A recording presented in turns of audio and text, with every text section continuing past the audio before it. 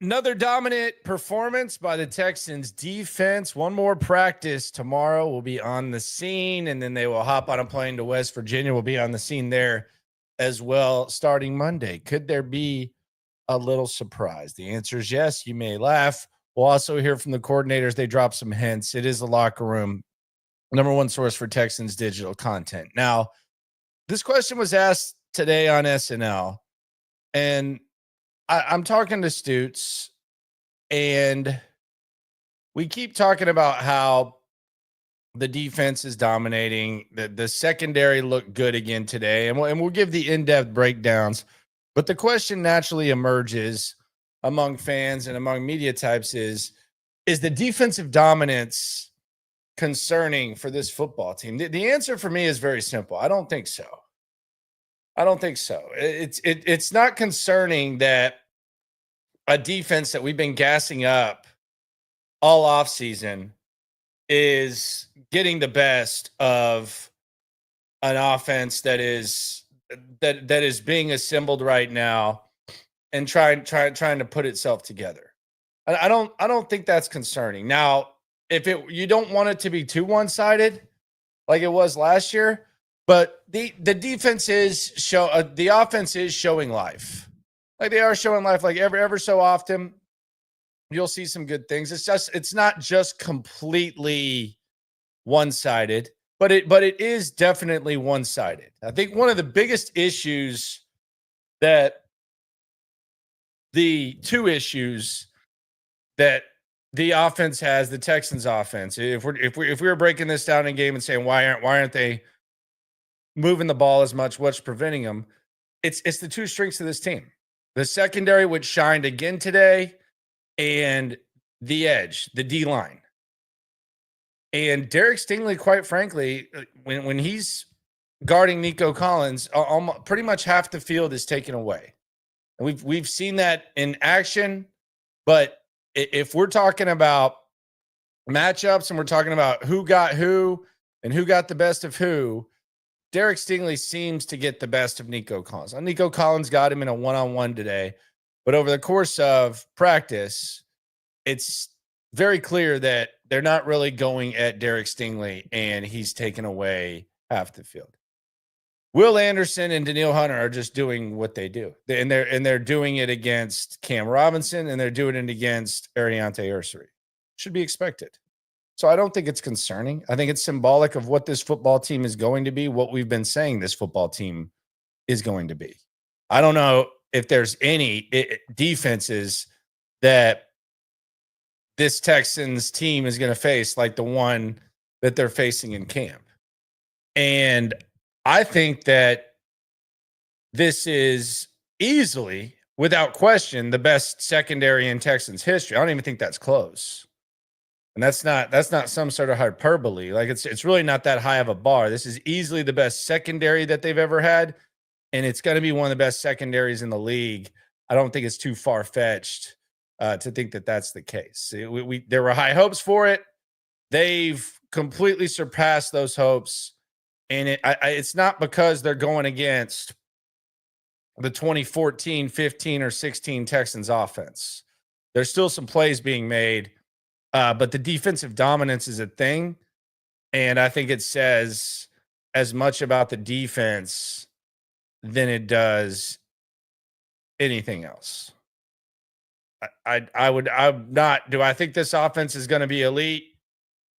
No, but I nothing that I've seen here really surprises me and concerns me, and quite frankly, it could look a lot worse with how good this defense is. On the super chat here on the Friday night edition of the Locker Room, before the Texans have one more practice before they get on a plane to WV. You ain't never hate. The Swarm. HDAV Traveler. The man, the myth, the motorcycle riding legend. How you living, my friend? How you living?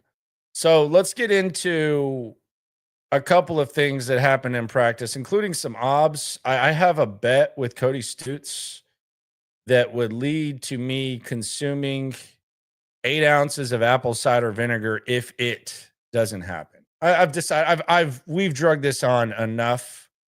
If this does not happen, then I will consume 8 ounces of apple cider vinegar. Tell you what that is in a sec, but let's go through and let's break down day 8 here in the locker room. We had Arthur Mollett with the non-contact jersey off. So the red jersey was off, and he was on the field. Still no Wayne. Wayne's been out for a while. I don't know what's the status of him. I don't think he necessarily had a chance to make the team anyways, but he's been out. We had in the Petrie line, we had Petrie, Mollett, and Bryant. D'Angelo Ross went back to the traditional corner spot, much to the joy of many who don't like the way that he plays that position, but he was back to the traditional corners and no longer in the Petrie line. In independent, I started wondering as we were watching special teams, we look at these linebackers that they brought in that are special teamers. I wonder if Bird and Horton can just do what they do when it comes to covering kicks in this format with less space to cover, given the fact you're starting out at 35. If that kind of changes the way that you look at a specialist, because Woodard is not really playing a ton of defense. You're seeing Hansen and you're seeing Speed do that. So these specialists that they've brought in, like perhaps to be special teams guys, I don't know how valuable they are in this new format, especially when they can, especially when they don't have to cover as much ground and they're not necessarily good on defense. So we had some one-on-ones. Cody Stutes has the in-depth breakdown of the offensive line. He said the offensive line won more than they lost in the one-on-one reps, which is really, really encouraging given the fact that we don't really anticipate that and we don't necessarily see that when it comes to the overall team. But the offensive line, they won more than they lost. We'll hear Nick Caley talking about the offense line. Matter of fact, let's hear from Nick Caley right now. Here is what Nick Caley had to say about how he feels the offensive line is performing up to this point. I've been pleased. There's been improvement. There's been steady improvement every single day. So it's just a matter of continuing to refine it. I mean, we get as good a work as we're going to get out here against our defense. It truly is iron sharpening iron. So, we're getting good looks. We're getting to correct some things. We're getting to clean up some things. But there's been steady progress. So I've been happy with it. All right, and I think that's interesting. God, he is the ultimate, like, I work for the coach type of guy. There's a couple of things he said about D'Amico. I kind of nerded out and asked him, and you can see it on the YouTube short section. There's obviously a emphasis on letting the play through, where you can evaluate plays, and this is some nerdy shit, I warn you. But where you can evaluate plays in the trenches, and then you're still able to evaluate the play between the DB and the wide receiver. And it seems like it's become easier this camp as compared to camps of the past to do that. And I think they've done a good job of not letting the havoc that the defensive line naturally brings just completely blow up the play and ruin the evaluation of the offense. So I think they've done a good job of combating that. And Nick Caley kind of said there was a little bit of an emphasis on that. So in the one-on-ones, the highlights of that, Nico Collins got the best of Stingley on a nice fade. Very nice throw by CJ Stroud. Again, the receiver has the advantage. Captain Kirk, a.k.a. Christian Kirk, against Jalen Petrie. That's kind of unfair. Captain Kirk has arrived. I repeat, Captain Kirk has arrived. Just absolute work on Petrie. He finds the end zone. And then Kamari Lassiter absolutely locks up John Mechie. And Kamari Lassiter had a hell of a day. It's as the secondary continues to just do what they do. Then you had Xavier Hutchinson out of bounds on the back end. Tremont Smith also having a hell of a day, having a hell of a camp, performing like a number 3 or number 4 corner. We looked at him as like, oh, this is a special teamer, and he still is. He's still going to be a big part of what they do on special teams, but Tremont Smith has been really effing good at corner. Then Jalen Knoll with a nice out on Miles Bryant. Higgins overshot versus MJ Stewart's. The Rook out of Minnesota, number 85, with one of the worst routes that we've seen of camp. He would redeem himself a little bit early. Barrios overshot on Maulet's. Back corner of the end zone, you had Xavier Johnson on Tremont Smith. Good coverage, but a nice grab. Then Johnny Johnson with a fade on Arnett. Then Petrie with an interception versus Kirk. Kind of felt like they got in no man's land. Quarterback throws it. Jalen Petrie with the INT. Justin Watson back corner versus MJ Stewart. You don't want MJ Stewart in one-on-one coverage. I think it goes without saying. Then Sting returns the favor to Nico Collins, forces him inside, and then forces the throw in the back corner. Those two just completely battle. Sting seems to get the most more than he doesn't. Then Kirk in the back of the end zone on Bryant. A Hutch fade on Ross. Very nicely done.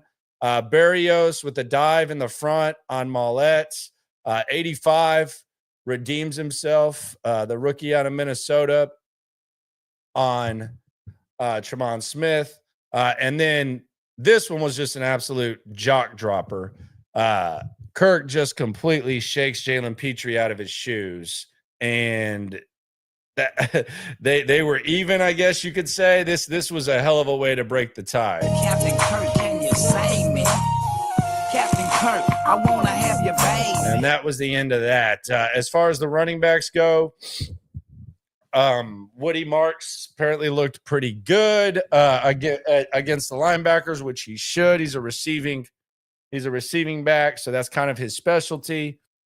And again, if you want the full breakdown of the O-line drills, go watch SNL with myself and Cody Stutes. They got that. He's got the in-depth breakdown of that. Said that the offensive line showed quite well for themselves. So one-on-ones are always interesting. The offense clearly has the advantage. It was pretty much the case, but it was good battles. Kamari Lassiter held his own. Stingley held his own. Tremont, like all these DBs, even in drills that extremely favor the offense, these DBs do their thing. There's zero doubt about that. So that's pretty damn impressive, to say the least. These DBs, and we'll probably hear from them a little bit later as we give out the dog of the day. Then we went to group install. Petrie at nickel. D'Amico Ryans with a little bit of extra time with Henry To'oTo'o, talking about coverage. It seemed like he was telling him he needed to watch the ball. He also had like some intense one-on-one coaching with Jamal Hill, who I know has kind of a cult following in the SNL community. So you'll be happy to know that Jamal Hill got a little one-on-one time with D'Amico. Then in special teams, Jalen Knoll, this was the first day where you could kind of see, okay, this guy's got something. This was hands down Jalen Knoll's best return day. Had a good punt return, had a good kick return. And those of you that were hoping that maybe he would be the return guy, today was the best showing that he had. This special teams period ended with a loud F-bomb from Tommy Townsend, who shanked one. Braxton Berrios ran up, dove, caught it like in front of midfield, and Tommy Townsend was extremely pissed off about his efforts and the punt.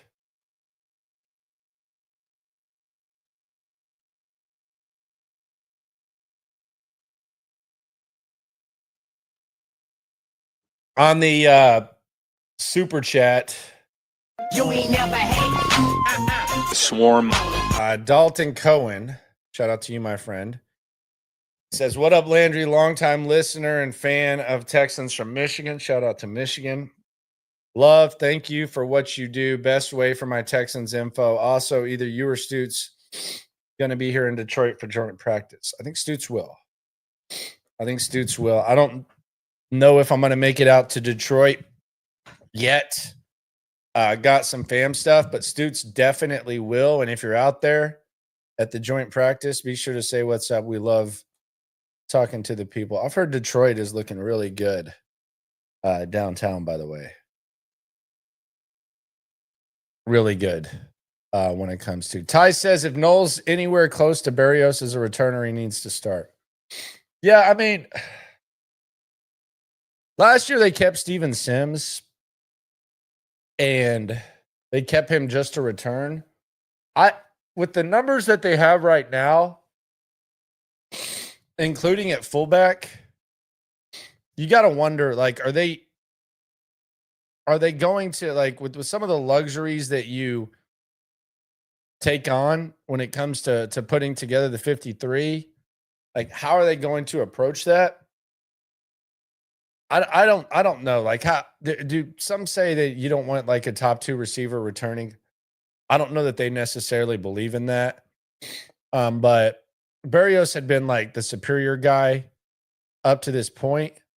But today, Noel did his thing. Speaking of which, I wanted to play Nick Caley on Jakob Johnson. And I think he kind of gives you a hint. He was asked about Jakob Johnson, and this is easily the most that Nick Caley talked. We wonder, can Jakob Johnson make this team? I think he's one of their 2 best blocking tight ends. He looks natural receiving, and he's the only guy that can do what he does at fullback. And he also has the history with Nick Caley. Listen to Nick Caley talking about Jakob Johnson and tell me if this sounds like a guy that maybe he would like to keep around. It allows you to activate a different personnel grouping, obviously. You can do some different things. He has versatility to not just play in the backfield, but play in the D gap area and YY wing sets as well. But, you can activate some different schemes. I think that fullback position in general, and I would say it's an extension to the tight ends, that brings a toughness to a football team. It enhances the toughness. You talk about situational football. You talk about 4 minutes, short yardage, goal line, early downs. Like that's a toughness position, and it makes everybody around him tougher. And I've got experience with Yak. He's all in. He pours everything he has into it. So I've been pleased with him and the group in general. I mean, I think that just kind of sounds like a guy that you would like to keep around. So when we're talking roster. And I actually think it's the right decision. I don't think this is like some sort of coach's pet, coach's favorite type of thing. But I think that's something to really keep an eye on when it comes to Yaka, to potentially keeping him. I mean, that's kind of Caley's guy. So then we went to 7-on-7. Jalen Petrie was in, so they were running nickel. Kamari Lassiter on the first play of 7-on-7 with an first dog of the day. I'm a dog. Kamari Lassiter. Just an absolute. Our secondary has just been really, really good. And best secondary in Texans history. And I think it might end up talked about. But Lassiter definitely did his thing. Then Christian Kirk. They found him. They tried to find him on the sidelines. He's going to be our next dog of the day. I'm a dog. We talked about him depleting Jalen Petrie in one-on-ones. Christian Kirk out of the slot has been insane, and I think it's kind of an adjustment to what you think they may or may not have at tight end. Christian Kirk has been incredibly solid. It's really good to see that, they took the same approach with Kirk that they did Mixon last year. Now, is he going to have that type of impact? We'll see. But in camp, he's the most productive receiver that we've seen from beginning to end. And I don't know that it's really even particularly close when it comes to Christian Kirk versus the other guys. Nico Collins is not really a practice guy. Not because he's not practicing, because he's got Derek Stingley on him. Let's hear from Nick Caley here before we get into team. And as far as 7-on-7, you had a slant to Nico on Sting, just an absolute battle between those guys. Davis Mills found Jalen Knoll in the front left of the end zone. He loves throwing that. You had a near one-hander of Braxton Berrios, but a pass breakup by Miles Bryant. Sidelines completely erupted. And then Keon Slovis went out, and we didn't see much. Before we get into team, let's hear from offensive coordinator Nick Caley, and let's kind of react to what he had to say afterwards. He doesn't say a lot, but we've already heard him like light up about Jakob Johnson. Here was Nick Caley after the Texans practice today. How are you? What do you feel like you guys are with the offensive line and how that's progressed, how you're able to put pads on me out there? I've been pleased. There's been improvement. There's been steady improvement every single day. So it's just a matter of continuing to refine it. I mean, we get as good a work as we're going to get out here against our defense. You know, it truly is iron sharpening iron. So, you know, we're getting good looks. We're getting to correct some things. We're getting to clean up some things. But there's been steady progress. So I've been happy with it. Nick, how have you seen Ariante develop over time? Where he is right now? Yeah, I mean, he's done a really nice job dating back to spring. He works at it. He comes in, he spends a lot of extra time on his own. Fundamentally, technique, pad level, all those things are improving. So still got a ways to go, but I've been pleased with it. And he's a very conscientious guy, and he's wired the right way. There were a lot of bodies around CJ today. What do you attribute that to? Well, I mean, I think it's everything. I think it's timing. I think it's, you know, being a little, you know, anchoring a little bit more at times in the protection piece of it, being able to play more on time, you know, got to do a better job myself, maybe getting some more quick options there early on too. I think it's collectively it's everything. It's not just one person. It's never just one person or one facet. Just think we got to continue to all evolve and get better, you know, collectively.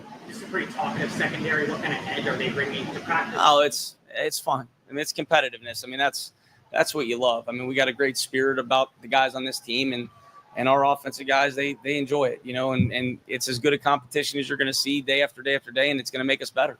Coach, you guys have mentioned competition a lot. Yeah. What do you say from Jalen Thomas at the left guard spot, and how is that left side trying to come together right now? Yeah, he's improved quite a bit. I like I like his demeanor. I like his approach every single day. And, you know, again, we got good competition across the board at all spots. So been happy with that. No different, like I talked about, you know. I was surprised by that because he's actually lost his second team reps. I don't know if that question was just like trying to Jalen Thomas. I don't know if that was just to like kind of sound smarter and in the trenches or what, but he's lost his second team reps the last couple of days. Whether it's the right side, whether it's Ariante. I mean, all these guys are out here competing, and they're all coachable. And that's, if you care, you work hard, you can take coaching, and you're going to have a chance to get better. And that's what I see those guys doing. In your experience with the tight end position, Yeah. where do you think Dalton, Brandon, and Cade are? Yeah, they're in a good spot. I'm pleased with all of them. I think we have a really deep room. I think Jake Moreland's an outstanding coach. And it has those guys playing well. They're all different, and they all have value, and they work well together, and they're going to help us. Jake Higgins as a rookie, what do you see from him, how quickly he's taken to the NFL, and what are some things that jump out? Mature. He's mature beyond his years. He's a pro. He's got the right demeanor. He's in here all the time. I said that. I was asked that a couple weeks ago or whatever. Like those young guys, you got to kick them out of the building and dating back to OTAs. So Ben does a great job with those guys, and they work hard. But I've been very pleased with those guys. Fullback question for you. How difficult is it to install defense, or install offense going up against a defense like that? Well, I mean, they're competitive every single day. The unit we go, so we got to get our stuff in, and we got to make sure that we're trying to, you know, clean up the things that we can control to give ourselves an opportunity to compete against them. But it makes us better. It's what you expect out of this unit, you know, and it's what we expect from ourselves is to go out there and compete too and battle. And, you know, it's as hard of a look because we're going to see down after down, and that's a good thing, you know. You coached James Devlin and Yep. have that background with fullbacks. Sure. what does Jakob Johnson mean to the offense? What do you envision the role of a fullback in offense? Yeah, I mean, it allows you to activate a different personnel grouping. Obviously, you can do some different things. He has versatility to not just play in the backfield, but play in the D gap area and YY wing sets as well. But you can activate some different schemes. I think that fullback position in general, and I would say it's an extension to the tight ends. That brings a toughness to a football team. It enhances the toughness. You talk about situational football. You talk about 4 minutes, short yardage, goal line, early downs. Like that's a toughness position, and it makes everybody around him tougher. And I've got experience with Yak. He's all in. He pours everything he has into it. So I've been pleased with him and the group in general. Going back to what Sarge said, is there any emphasis from you guys where you can evaluate plays from multiple areas? Because the play doesn't seem busted when there is a sack. It seems like the rep is still going and being completed with the receiver. Sure. Is that something that you emphasize? Yeah, I think just in general. I mean, you want to be able to continue on through the play and get the work at it. So, D'Amico and will control the whistle when he feels it needs to be blown dead, and he's the boss. So we just listen for the whistle when he blows it or he doesn't.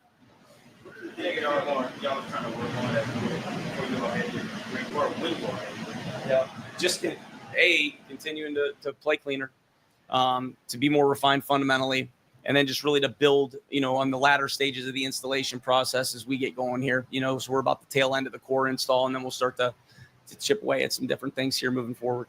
I know that D'Amico said that this offense isn't a copy and paste because of the previous teams that you've been with. But how much of Julian Edelman do you see in Noel? Well, I mean, short area quickness, height, weight, speed, those things. I mean, every player is different. There's no one player that's really the same, but he's obviously got inside to outside flex. I mean, there's comparisons if you look at it from the lens that you're asking for. I mean, they both were prolific punt returners too, short area quickness, highly competitive, highly smart football players. So, we got a good group of guys, not just him. I mean, the whole room is full of good guys. And again, Ben does a great job with those guys too. And we're really lucky to have good players and a great coaching staff. The install process right now been more about getting those mental reps in compared to maybe completing the playoff altogether. Yeah, I think it's both. To answer your question, I think there's an element of mental reps that starts in the walkthrough phases and, morning, night walkthroughs, et cetera, and then the physical reps. And then for the guys that aren't in on the physical reps, there's a mental above the neck component to that too. So you're always trying to get mental reps if you're not in. And then we got to take advantage of the physical reps, and that's where you see the fundamentals come to life. Is there any challenge there with Joe and Damien not being able to be on the field as far as those mental reps? Do you feel like they're taking in what you're Sure. I mean, they're doing everything they can. So, control what you can control, and I've been pleased with that. How important has working with Matt for getting to understand what that defensive process of that defensive scheme is doing? Yeah. It's been great. I mean, he first of all, he's an awesome guy. He's a great football coach. I share a wall right next to him, so I feel like I get a lot of positive energy and good stuff coming from his office. But he's awesome. I enjoy him. He's highly competitive. He's a great coach. He gets those guys going. So it's been fun. It's been fun working with him. British, this is your first year with them. They were obviously here last year a little bit. What do you kind of see from them in their second year here? Yeah, I mean, they come to work every day. They both gotten better. They're different style of players, but respective to what where they started in spring to where they're at now. I've been pleased with both of them, and we just got to keep it going in that direction. What are some of the challenges when installing the offense that most Well, I think it's teaching the fundamentals of and the intent of what we're doing. So that started in spring. It's continued now. And I think if you understand the intent of what we're trying to get done and you're trying to put guys in position to utilize their strengths, which you're trying to do, you're not trying to ask somebody to do something that they can't, then you got to start building it towards, trying to refine what we're going to be as we start to evolve in this, beginning to middle part of camp. And we're in that process right now, finding out what we can do and also trying to bank some reps. I mean, we don't get we don't get the rep every single run that we have in, 3 times a day. So some of that's carried over to other days so we can continue to look and evaluate those things. And I mean, it's an ever evolving process. All right, there you go.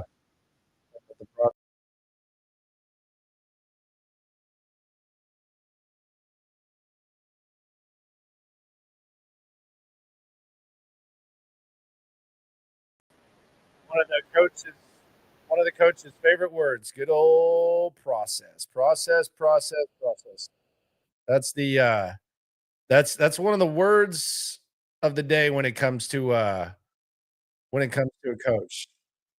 Good old process. That was Nick Caley on the super chat. My goodness, Tony. Much love to you, my friend. You ain't never hate. Swarm. He says, if this defense is elite, I think it will be. The Ravens will not put 30 on us this year. My wife and I will be in Houston on the weekend of the 28th of September for the Titans game. Hope to see you and Cody. Hit us up, man. Let us know where you're going to be. We'll show you where to tailgate if you don't want to know. If you don't know, we got plenty of options there. But most definitely, we'll be working the parking lot with the people. I appreciate you. Shout out to you and your wife. Look forward to y'all coming in town, and thank you very much for the Friday. El Lobo got the chat a little bit fired up. Tony, thanks again. He says CJ's having a problem with this offense as well as Slowick's. Yeah, he's average at best. Being honest, not trolling.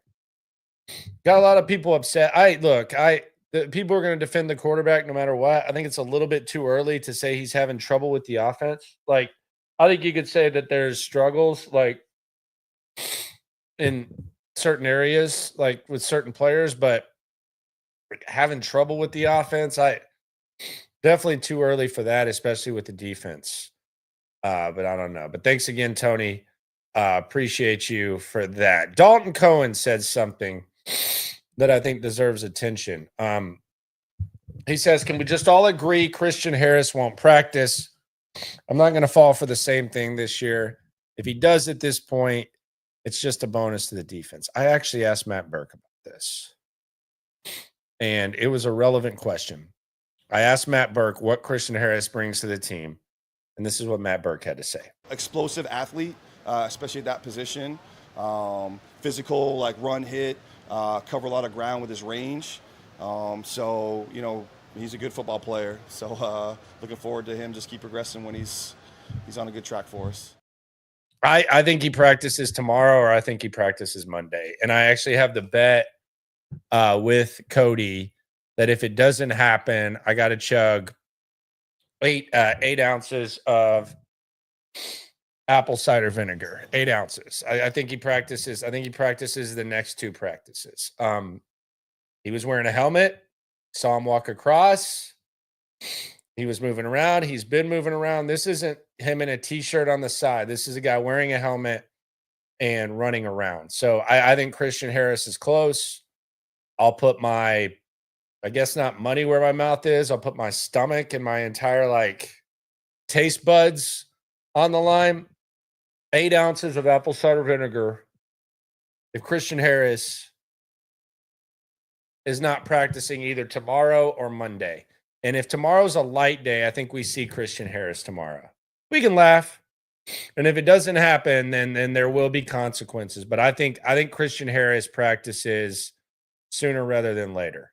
So I will not. No, I am not slow sipping it. I will chug it. But yes, I think Christian Harris is extremely close. And he had a helmet on. I mean, he's moving around with the helmet on, so he's kind of ramping up. All right, back to team one. The breakdown of team one. They were running nickel. Anderson blew up the run. Now, there was also a screen. Now, Stutes credited this as a sack. I actually thought it was a nice little play to Stover. I would probably have to get a second look, though. But it looked like a decent play. Maybe I need to see the replay. Then we had a good cut by Nick Chubb, probably his best cut of camp. I think he probably would have gained 5 yards on it, which might be his longest run of camp. There was an arm tackle, though. I think he would have avoided it, but it was a good cut by Chubb, 5 yards. By far his longest run. Then we had a Will Anderson pressure, a misconnect, high to Hutchinson from C.J. Stroud. Then they came down to the 10. Will Anderson blows it up. He puts his hand up and he goes, "Don't run that over here." Will Anderson I think it's safe to say dog of the day. Really dog of every day, but Will Anderson, dog of the day. I'm a dog, I'm a dog, I'm a dog, I'm a dog. His run defense is on point. It always has been. But he's just he's elite. And not many people can guard him, and he just practices incredibly hard. Then you had a good job by CJ Stroud feeling the pressure of Taylor and Horton. Got out probably about a 10-yard scramble. Then on the 4-yard line, a rollout by CJ, the vintage kind of spin rollout, and he finds Schultz for a touchdown. Davis Mills in. They moved the ball back to the 20. Juice Scruggs still with the second team. I still can't believe Nick Caley was asked about Jalen Thomas of all times. Like, Jalen Thomas has lost his second team reps. I don't know what that was about. Maybe someone went to college with him or something like that. But Juice Scruggs with the second team. There was an out to Jordan and then a stuff run by Jordan. Then there was an overthrow, just a cluster F of a play. CJ Gardner-Johnson at this point, he walks by the media and he says, I might have 20 TFLs the way I'm shooting the gap. He was having a good time. He was talking his smack. Then you had a hard run by Marks into traffic. A pass breakup by Tremont Smith, who I'm telling you guys, Tremont Smith is playing some really good corner. He is playing some really good corner to the point where I said yesterday, I think they're set at corner. And speaking of Smiths, the other Smith, second team corner, Jalen Smith, with an interception in the end zone. He grabs it from, I think it was Brevin Jordan. Then Mertz comes in. You had a Taylor run, a pressure. Jamal Hill, PBU. I know all the hipsters in the chat like that. Then you had Yeast, an overthrow of Barrios. Yeast kind of knocks him in the back of the head. That dude's a nasty mofo, number 25. Then Brooks gets kind of ahead of steam. I think he's going to get a lot of run in the preseason. I think he would have gotten in the end zone. He definitely would have trucked Osai, number 47 there, trying to tackle him. And then you had a skip pass in the end zone to end that. Then we go to special teams. Second day in a row. Another day 3 rookie goes down. This time it was Jalen Reed. Yesterday it was Keontae Hamilton. They announced that they've put in Keontae Hamilton on the reserve injured list. I think it's safe to say we won't see him play football this year, which is unfortunate because he was actually starting to have a pretty good camp. It makes roster management a little bit easier, so you can kind of stash him.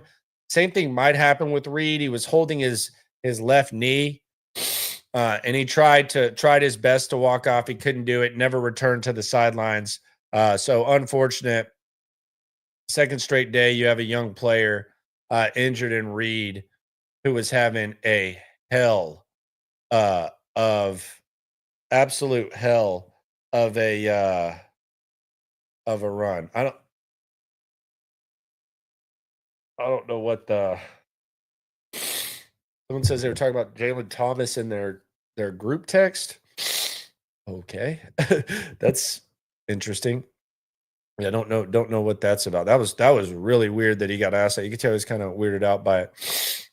Then we had a little bit of a break. Then we get to team 2. Team 2, they're starting at their own 30. Jared Patterson in at center.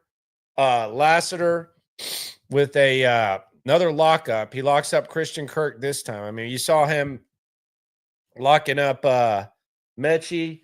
You saw him with the interception of with CJ. And then a lockup slant to Kirk. Damn, I got a cold.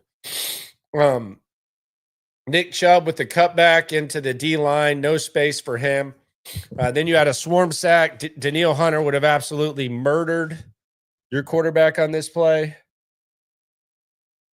They moved the ball up to the 50. Play action. Another sack. Then another sack and a screen by Mario Edwards Jr., followed by a dump to Watson. I think Stutes actually credited this with a pass to Watson.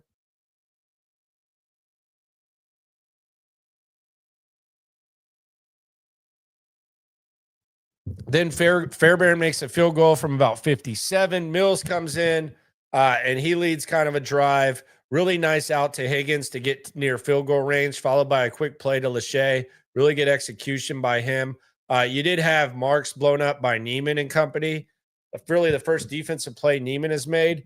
And then Fairbairn made a field goal from 57. So that was the conclusion of that. And Fairbairn still perfect, but it was hot outside. We know he doesn't like the cold weather at all.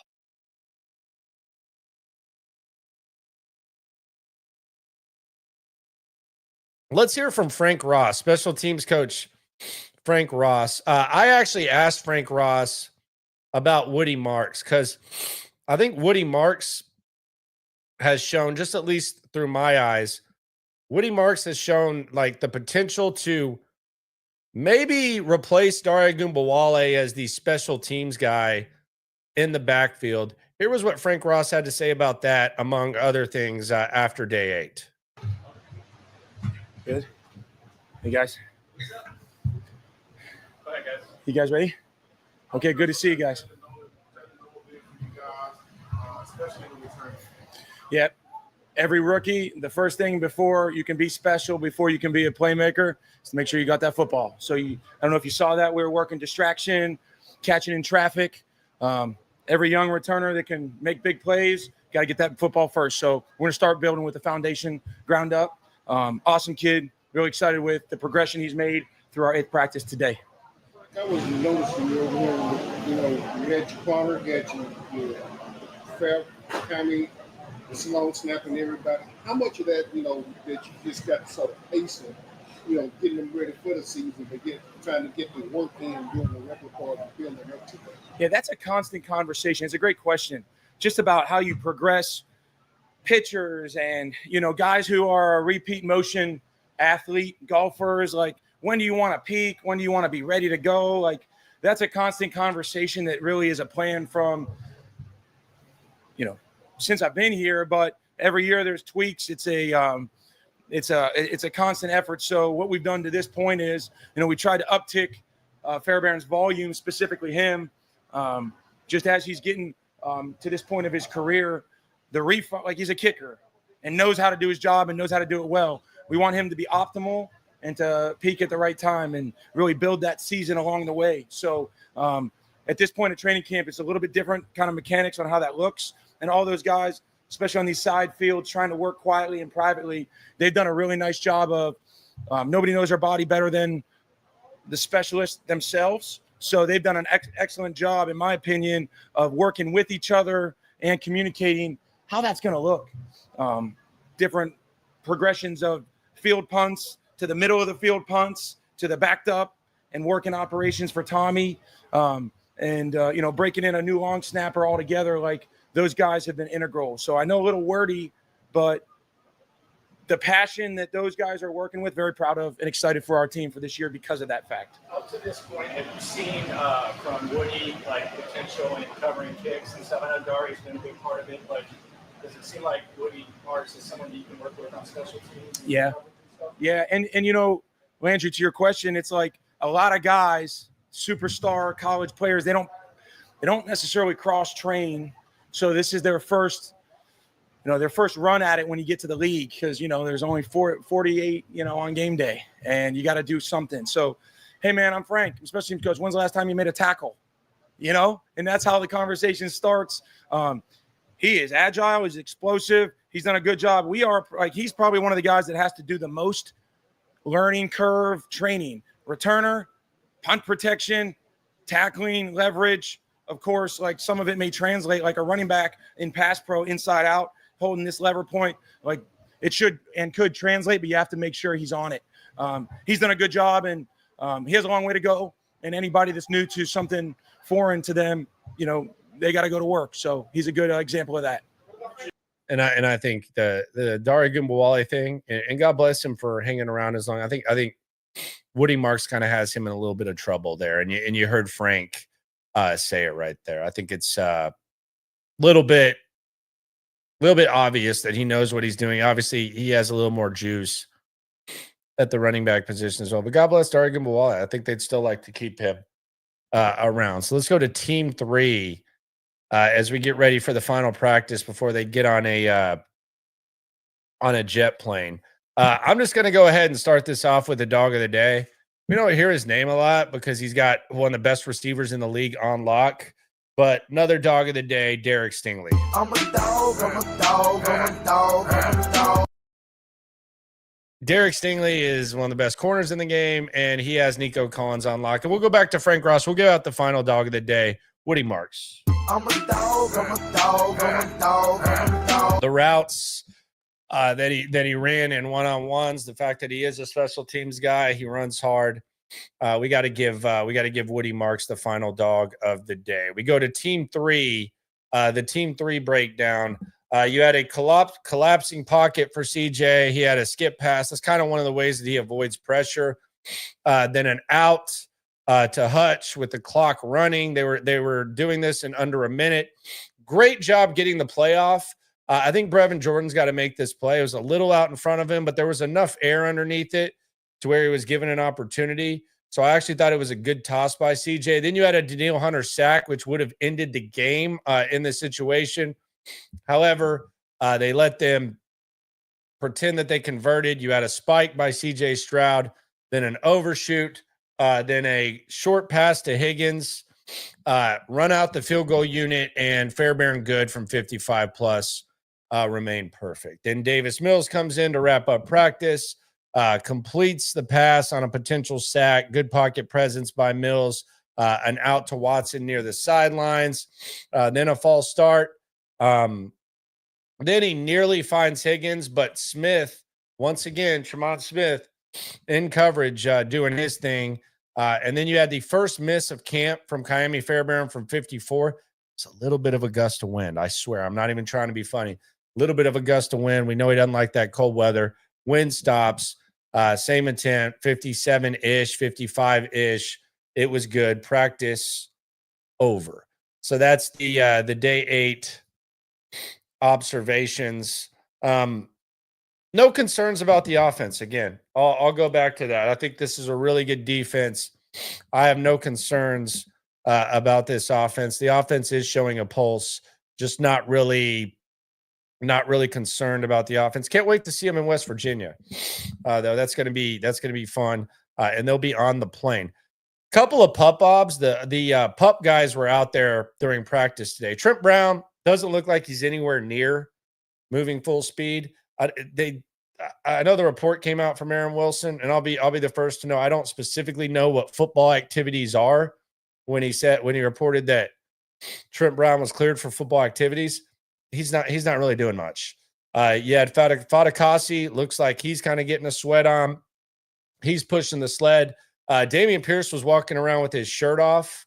I guess he's proud of himself, and he does look like he's been working pretty hard this offseason. Did have the leg wrapped up. Don't know how close he is. Again, Christian Harris had the helmet on.